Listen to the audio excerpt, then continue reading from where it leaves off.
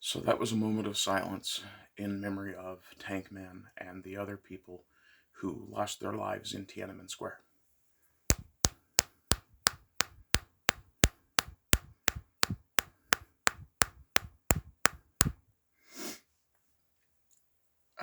So the anniversary of Tiananmen Square was a few days ago.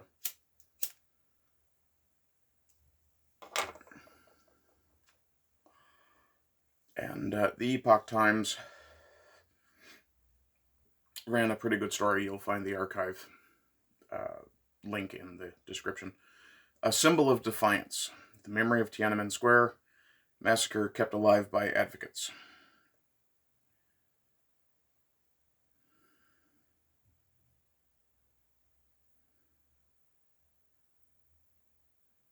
And he's talking about, or the author rather, I have to actually blow that up a little bit so I can read it.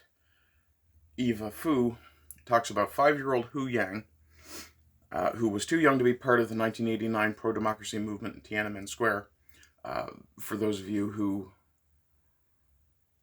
are too young to remember Tiananmen Square, it was one of the first stories that I saw live on the news. Up until I was about 12, 13 years old, my folks didn't let me watch the regular TV news. They'd let me watch ninja movies and gory horror flicks and things like that because those weren't real. Whereas scenes from places like Sarajevo, where you'd see the after effects of a sniper attack, or for instance, Tiananmen Square, where you would see a man confronting a tank. Yeah, that was the stuff that they didn't want me to watch because it was real, and I absolutely appreciate my parents for that. But talking about this 5-year-old, last year, 2 days before the anniversary of the massacre, Hu stood outside a local government building in his hometown, the historic northwestern city of Xi'an. He held a placard that read, "Don't forget June 4th, put an end to authoritarian rule." The next time, and I'll make this very clear, wise men have said for a long time that freedom is not free. And situations like this clearly exemplify that. But the next time some feminist gets called stunning and brave for calling J.K. Rowling a TERF, point out to her that she's a cunt. That's all. But it takes actual bravery to live in a tyrannical society and call out that tyrant, that tyranny. Here in Canada, we're approaching that point. There's even a case to be made that we may be approaching that in the US itself. But in China, tyranny is 74 years old at this point. The same year that Newfoundland joined Confederation, which is an ironic coincidence.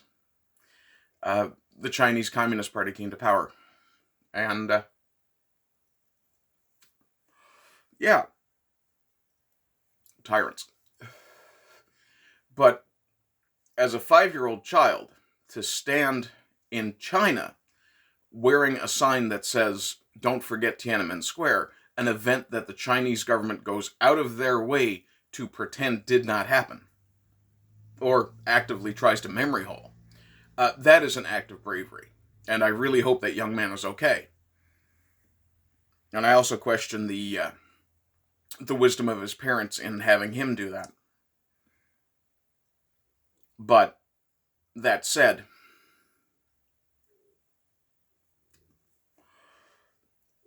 if you are not willing to fight for your freedom, you don't deserve it.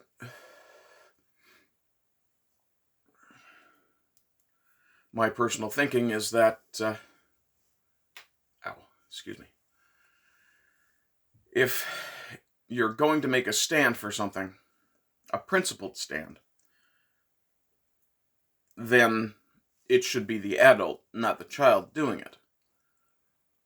But in the case of Tank Man and the other Tiananmen Square protesters. We're talking about college-age students. And in the 34 years since, it's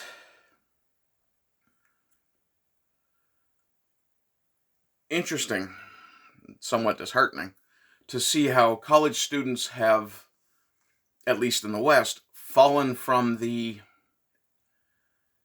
radical, rebellious, freedom-chasing of kids in Tiananmen Square to now whining because Harvard doesn't make their dorm experience more like home. Seriously? Or bitching about Halloween costumes being cultural appropriation. Are you fucking kidding me? But we are seeing the pendulum swing, and that thing is not going to be slowed down. So, hopefully, sometime, maybe in the next 2 or 3 years, perhaps these cycles have sped up as well. The cycle I'm talking about in this case is internet notices, real world notices, change happens. When I first got on the internet regularly was about 2012, 2014, in that range. And since then, I started to notice the pattern was something would be found online, and it would take 2 to 3 years, if it was something that didn't go immediately massively viral, it would take 2 to 3 years for that same thing to filter through to the mainstream. Now, it seems that more and more people are becoming onliners, for lack of a better term, and that awareness cycle seems to have sped up to the point where it's gone from being 2 to 3 years to being 2 to 3 months in some cases.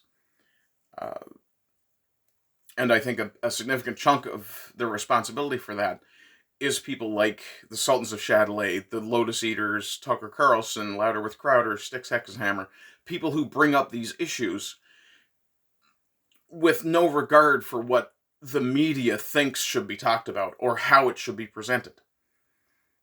And if nothing else, it's cause for good news. I think it's a bit of a white pill. So hopefully you're having a good Thursday. Hopefully you continue to have good Thursdays, Fridays, Saturdays, Sundays, Mondays, Tuesdays, and Wednesdays, and rise again until lambs become lions. Bye-bye.